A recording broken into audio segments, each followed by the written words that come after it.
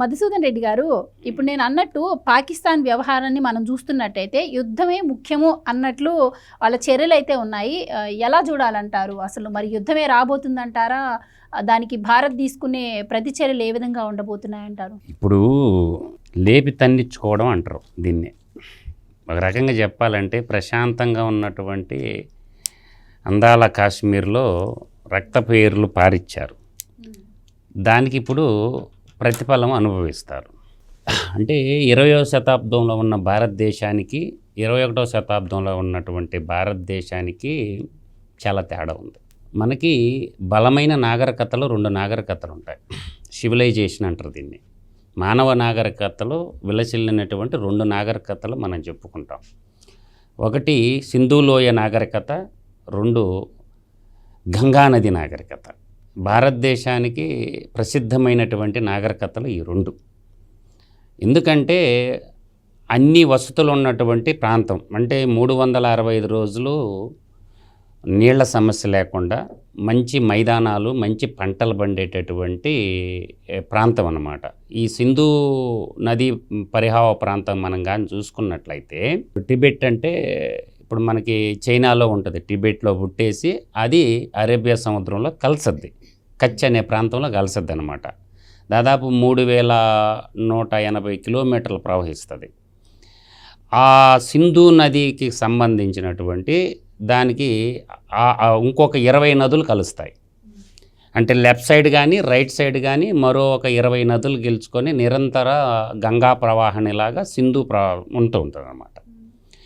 అక్కడ పంటలు బాగా పండుతాయి. 3000 క్రీస్తుకు పూర్వం 3300 సంవత్సరాల క్రితమే హరప్పా, మొహంజోరా అనేటువంటి మహానగరాలు ఉన్నటువంటి ప్రాంతం. ఇదంతా కూడా ఒకప్పుడు అఖండ భారత్గా ఉండేది.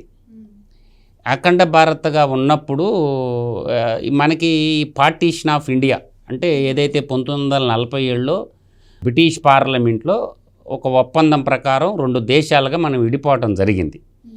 ఆ విడిపోవటం జరిగినప్పుడు ఏమవుద్దంటే ఇప్పుడు ఏంటంటే ఈ సింధు నది జలాలనేవి పాకిస్తాన్కి లైఫ్ లైన్ లాంటివి. సో సింధు నదిలో ప్రధానంగా మనం తీసుకున్నట్టయితే భారతదేశంలో కాశ్మీర్లో కూడా వస్తుంది ఏది మనకి ఈ సింధు నది. రెండోది ఏంటంటే జీలం నది అని ఒకటి ఉంటుంది.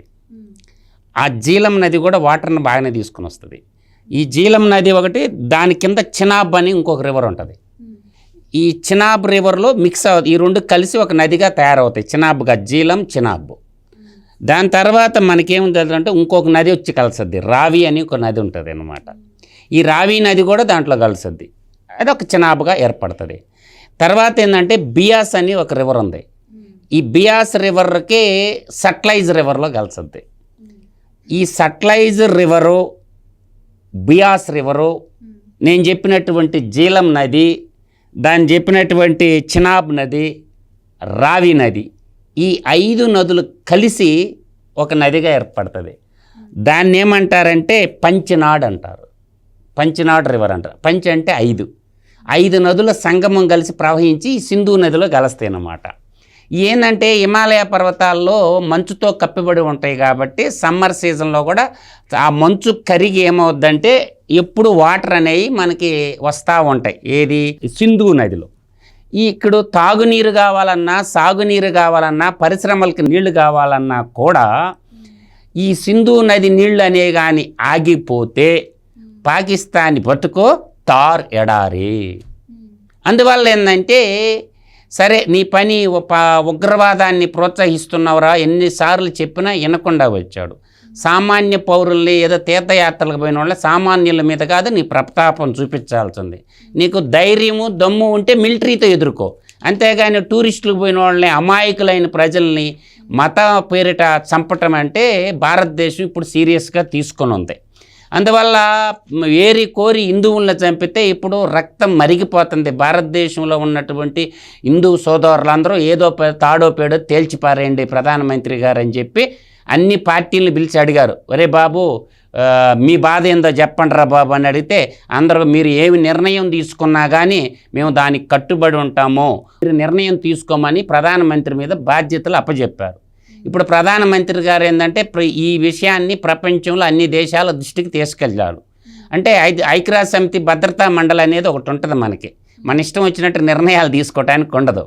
ఈ భద్రతా మండలిలో సభ్య దేశాలైనటువంటి కొన్ని దేశాలు ఉన్నాయి, బలమైన దేశాలు. వాటిల్లో ప్రధానంగా చెప్పుకోవాల్సింది అమెరికా, రెండో దేశం వచ్చేసరికి మనకి బ్రిటన్ ఒకటి ఉంటుంది, 3 ఫ్రాన్స్ ఉంటుంది, 4 ఈ ఫ్రాన్స్ తర్వాత రష్యా ఒకటి ఉంటుంది, చైనా ఒకటి ఉంటుంది. ఈ 5 దేశాలు భద్రతా మండలిలో ఈటో అధికారం ఉంటాయి అన్నమాట.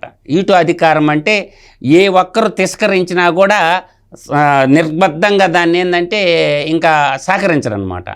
ఇప్పుడు మోడీ గారు ఏంటంటే ఒక తట్టు ప్రపంచ దేశాలన్నీ ఈ పెంచి పోషిస్తున్న టెర్రరిస్టులని, మతోన్మాదుల్ని పెంచి పోషిస్తున్న పాకిస్తాన్ యొక్క పీచం అణచాలని చెప్పి అమెరికా వాళ్ళు సై అన్నారు, ఇజ్రాయెల్ వాళ్ళు సై అన్నారు, రష్యా వాళ్ళు మేము కూడా భారత్కే మద్దతు, ప్రపంచ దేశాల మద్దతు కూడగట్టట్టు ప్రపంచ దేశాల్లో ఇప్పుడు ఏకాకి అయిపోయినాడు.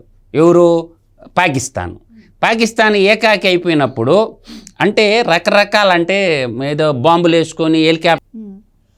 రైట్. ఇప్పుడు ప్రస్తుత పరిస్థితులను బట్టి మధు గారు మీ ఉద్దేశం ఏంటి? అంటే యుద్ధం జరగబోతుందంటారా? ఇది ఎలా ఉండబోతుందంటారు ఫ్యూచర్ పరిస్థితులు? ఇప్పుడు వాళ్ళు టెర్రరిస్టుల క్యాంపులన్నీ ఆపేయాల. టెర్రరిజానికి ప్రపంచ టెర్రరిజాన్ని ఉత్పత్తి చేసే కేంద్రంగా మారిపోయిందనమాట పాకిస్తాను.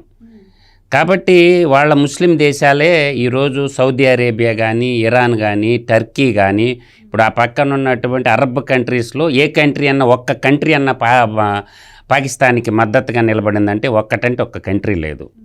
అవి ముస్లిం దేశాలే కదా, ఎందుకు మద్దతు పలకటం లేదు అంటే వాళ్ళు ఏంటంటే ఇప్పుడు కూడా రాజ్యాధికారం అంతా వాళ్ళకి మిలిటరీ వాళ్ళ చేతుల్లో ఉంటుంది. ప్రజాస్వామ్యం ఎప్పుడూ ఉండదు వాళ్ళ దగ్గర. ప్రజాస్వామ్యం కొంతకాలం మిలిటరీ ఎలా చెప్తే అలా వినాలన్నమాట.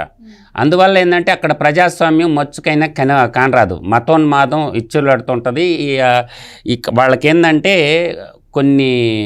వాళ్ళు ఇస్లామిక్ దేశాలను ఏర్పాటు చేయాలా, ఇస్లాం ప్రపంచాన్ని ఏలాలా అన్న ఒక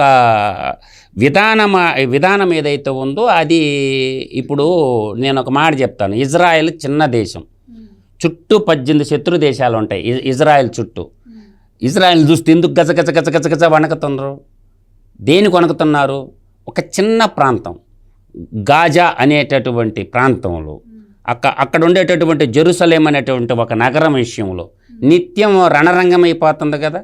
అందువల్ల ఏంటంటే చుట్టూ ఉన్న 18 దేశాలు కూడా ఇజ్రాయెల్ ఏమన్నా చేయగలుగుతున్నారా?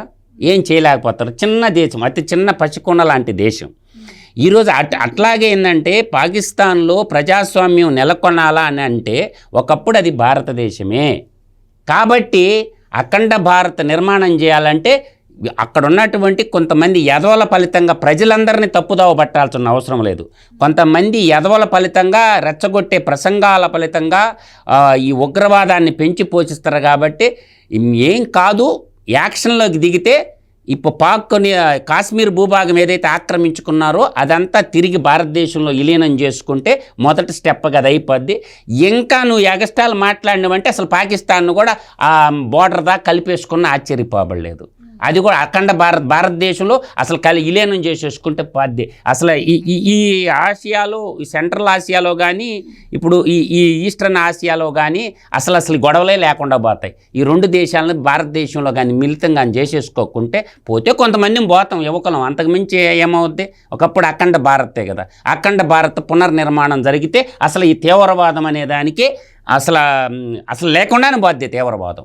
అఖండ భారత్గా నిర్మాణంగా జరిగితే అసలు తీవ్రవాదం ఉండదు. కాబట్టి ఈ తీవ్రవాదానికి పెంచి పోషిస్తుండేది పాకిస్తాన్ కాబట్టి ఇంకా ఉపేక్షించకూడదు భారతదేశం. మిలిటరీ యాక్షన్లోకి దిగాల, ఏదైతే అది అవద్ది, యుద్ధానికి దిగితే తేలిపోద్ది.